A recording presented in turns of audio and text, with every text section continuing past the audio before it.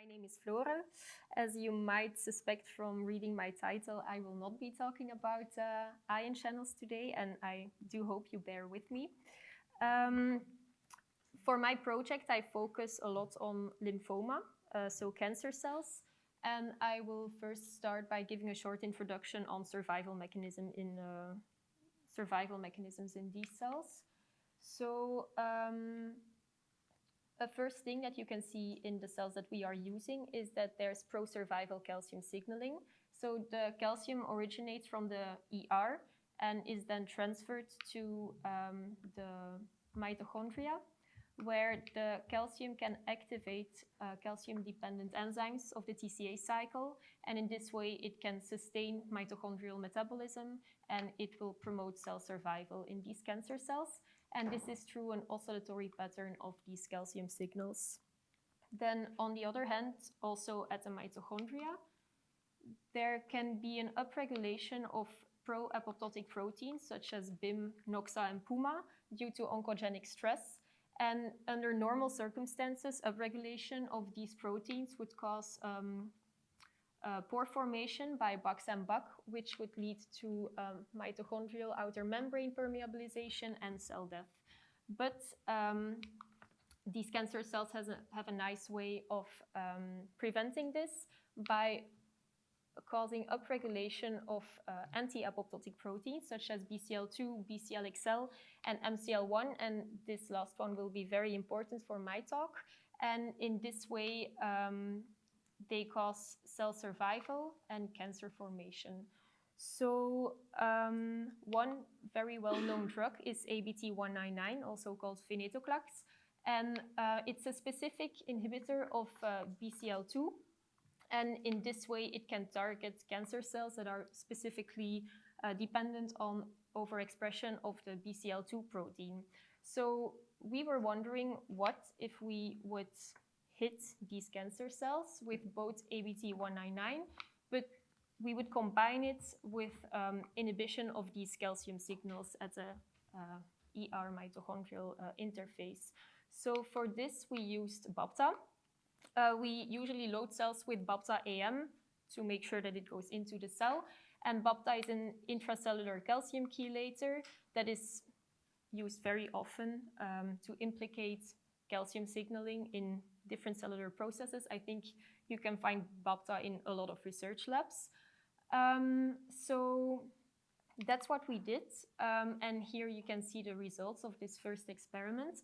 So we treated with ABT-199 alone, BAPTA alone, but if we would combine the two treatments, we would get a synergistic effect. We also checked the treatment of BAPTA by itself.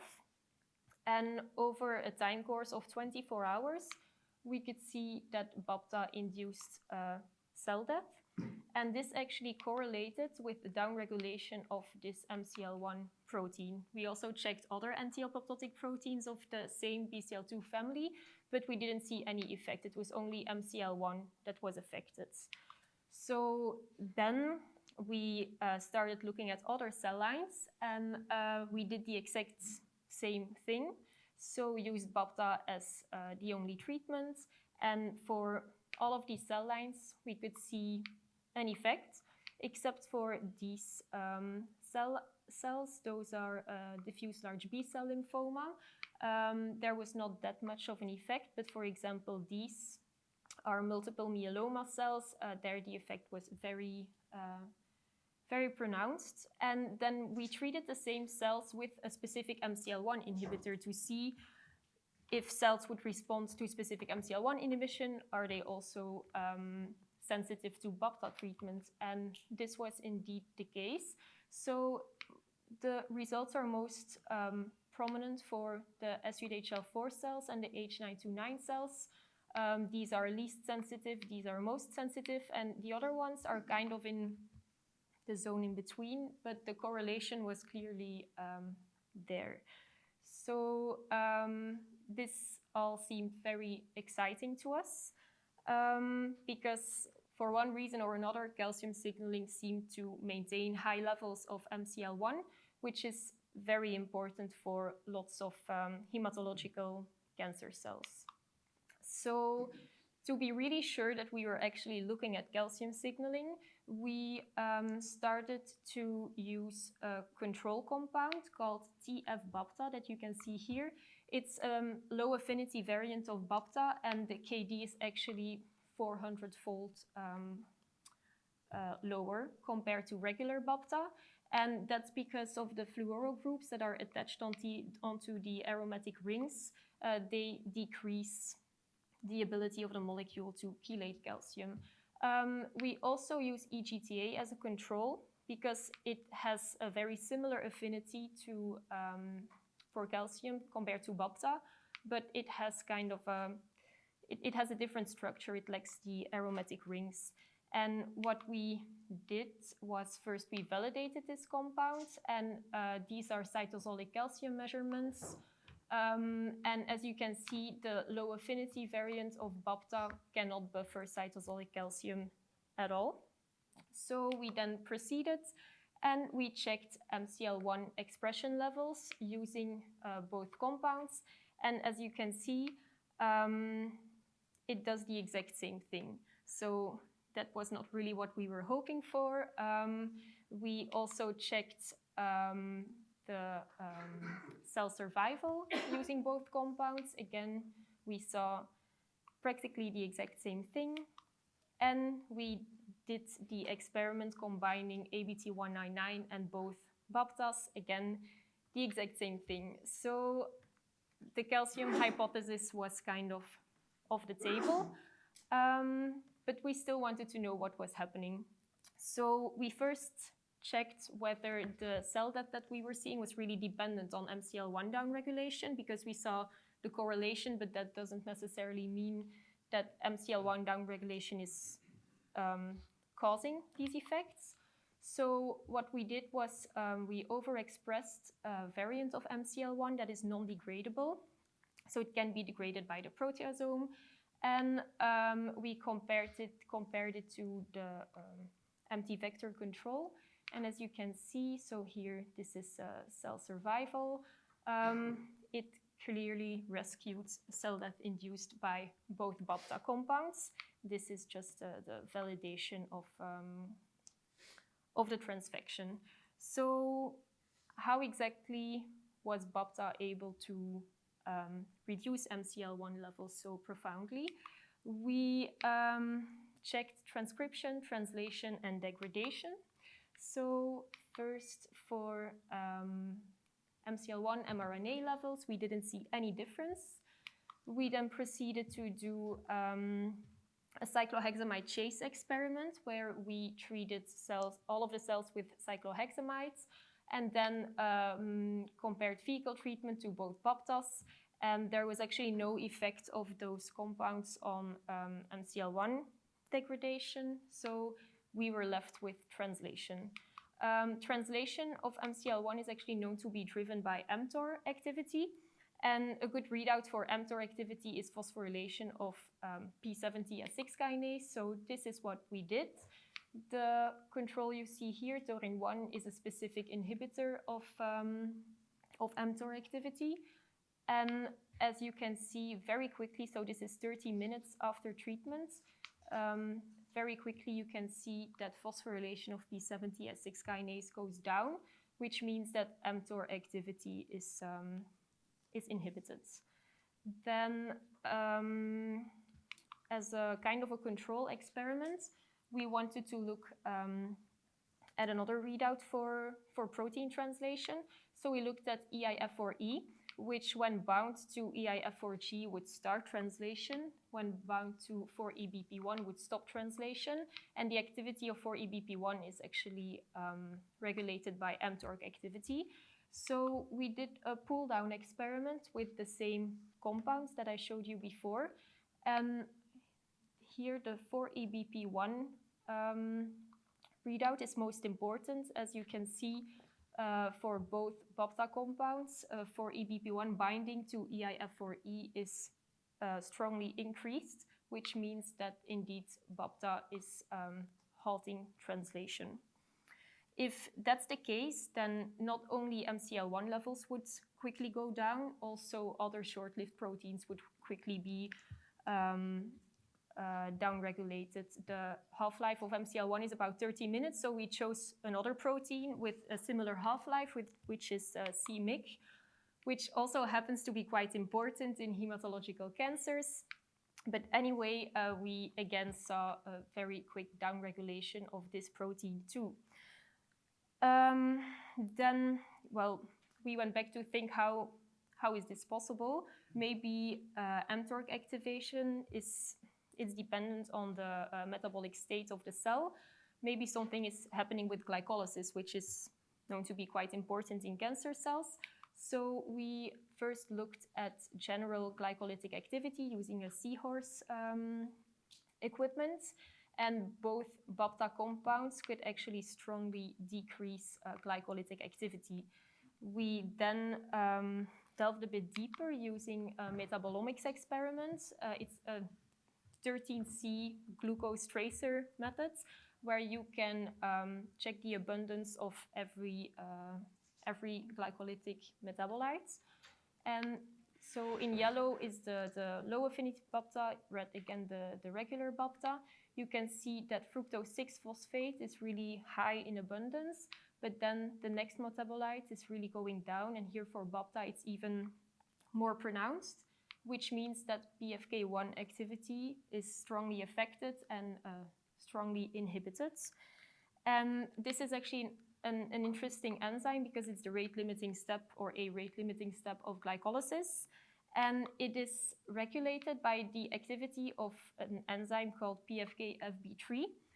This enzyme produces fructose 2,6-bisphosphate, which is an allosteric activator of PFK1, and also known to be quite an important target in cancer and more specifically in angiogenesis. So what we did is we used purified PFK-FB3 enzymes, and in a buffer not containing any calcium, we checked the activity of this enzyme in the presence of BAPTA and in the presence of EGTA. So as you can see, EGTA is not doing anything, but BAPTA causes a clear inhibition of the activity of this enzyme. The IC50 is quite high. It's 100 micromolar, but BAPTA is known to really pile up inside of cells. So if you would treat cells with 10 micromolar of BAPTA AM inside of the cell, you would easily get to 1 to 2 millimolar because the cell acts as an ion trap. And what we also checked was if we do add calcium to the buffer of this experiment, we see that the ability of BAPTA to inhibit PFK-FB3 decreases. And at equimolar concentrations, so 1 molecule of BAPTA can buffer 1 calcium ion. If you have a 1:1 ratio, you see that BAPTA cannot inhibit this enzyme anymore. And since this is only purified PFK-FB3, this must mean that there's some kind of direct interaction between BAPTA and this enzyme. So we did a molecular modeling approach, and we saw that the kinetic pocket of PFK-FB3 was actually a perfect fit with BAPTA. And not only the charged carboxyl groups were important for this interaction, also the aromatic rings of BAPTA were quite important to have the right fit. This is why EGTA is not having the same effect. So to really show that PFK-FB3 inhibition was causing the effects that we were seeing, we started using a specific inhibitor for PFK-FB3, which is this AZ compound, AZ-PFK-FB367. We again took the readout of P70S6 kinase phosphorylation, and as you can see, the same thing is happening. So there's again mTOR inactivation, and when we look at MCL1 expression levels, we can also see the same trends. So inhibiting PFK-FB3 seems like a good way to target MCL1 dependent cancer cells. And this brings me to my conclusion, where I'm showing you that BAPTA, of course, can still buffer calcium. That's why it was developed in the first place. But as a free acid, BAPTA can also directly bind to PFK-FB3. In this way, it inhibits glycolysis in quite a strong way. This leads to mTORC1 inactivation, halts MCL1 translation. Of course, it halts translation as a whole, but these short-lived proteins are specifically sensitive to mTORC1 inhibition. And in this way, we can specifically target MCL1-dependent cancer cells. If I then go back to one of my first slides, we were actually hoping to double hit these cancer cells in this way, but in fact, we targeted the apoptotic reserve of these cancer cells just in 2 times in a very similar way. Before I say thank you to my wonderful lab and all of the collaborators, I want to say that we are still proceeding with this project, and one of my colleagues that you can see here in the middle is also present at this conference. She's presenting a poster, so she's doing a lot of follow-up work. If you're interested, she's at number 11. And then this is my PI. This is my co-supervisor, Geert and Martin. And I will gladly take your questions. Thank you. So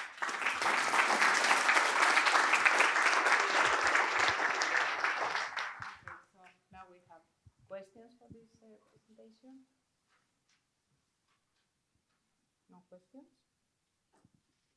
I may ask you one question that is why you don't see this same effect in all the cell lines? Is there are differences in the expression of MCL, or the regulation is different? Or? It's not always that MCL1, so higher expression levels don't automatically mean that there's a higher dependence, but it's kind of heterogeneous. So in the BCL2 family and overexpression of the anti-apoptotic proteins is quite important in almost all of these hematological cell lines, but often a lot of those are in a gray zone. So it's not all MCL1, all BCL2, or all BCLXL. It's sometimes a little bit of all of them, and just depending on how much they are depending on the MCL1 overexpression, yeah, they respond a bit better or not. Okay. So, okay, thank you. Thank you. And we have one question. So many calcium dyes like Fura are based on BAPTA. Mm-hmm. Do they have a similar effect or totally not? Well, in our hands, and this you can also go and see at Femke's poster, we actually checked Fura2 and Fluo4, and in our hands they are not affecting this mechanism at all. But other papers have reported other off-target direct interactions of specifically Fura2 and Fluo4. For example, the sodium-potassium ATPase is also known to be directly affected by both BAPTA, but also these indicators. So this is for sure not the only non-canonical effect of BAPTA or the calcium indicators.